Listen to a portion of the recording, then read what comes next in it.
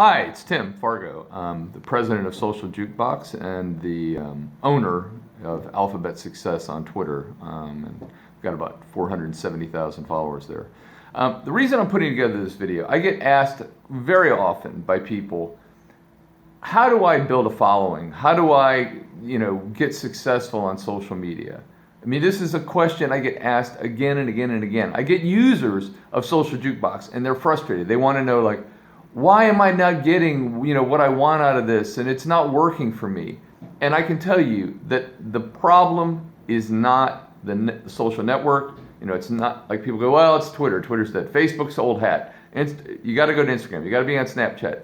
People keep chasing networks and changing approaches, and I think there's a fundamental thing that before you worry about what social network you're going to be on and what tool you're going to use to post to it, whatever, before you do any of that, you got to ask yourself, why am I on social media? Okay? What are you trying to do? When I got into social media in July of 2013, I had a very, very, very specific purpose, and that was to sell copies of my book, Alphabet Success.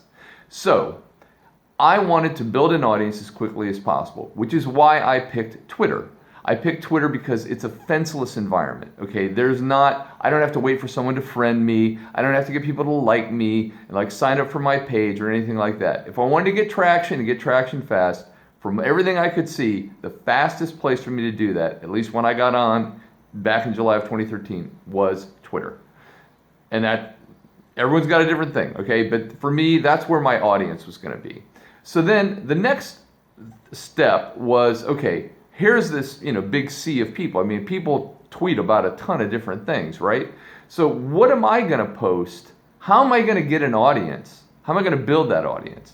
Well, I mean, Alphabet Success, my book, is about success, right? So I thought, let me do motivational quotes and inspirational quotes because people that are interested in motivation and inspiration could at least tangentially be interested in a book about success.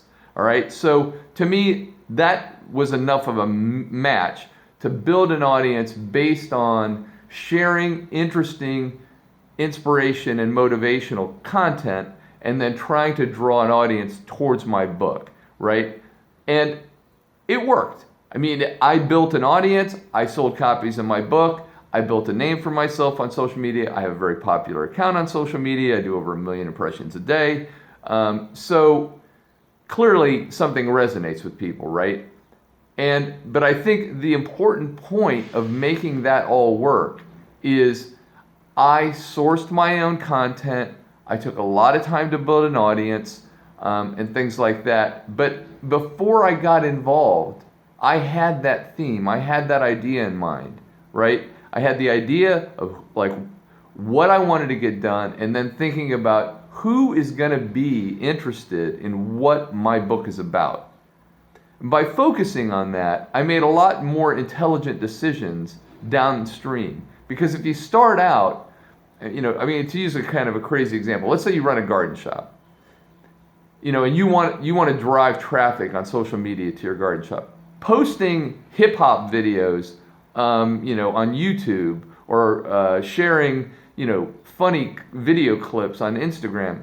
I'm not saying it's impossible, right? You might get an audience that way, but I don't think it's very likely. You're more likely to find an audience by maybe posting gardening photographs and writing a few blog posts about gardening and things like that, and building your audience that way, right? So it's really important to take the time to think about this before you start, before you just dive into it. I mean, because that sometimes it's temptation, right? Is to just get in there and do something.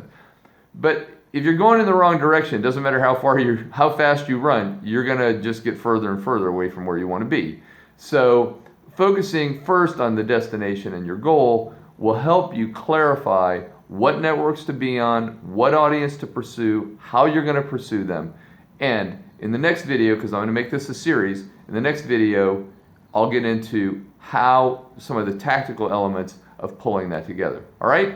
If you have any questions, you can always reach me at tim@socialjukebox.com. I welcome your questions. We'll talk to you soon.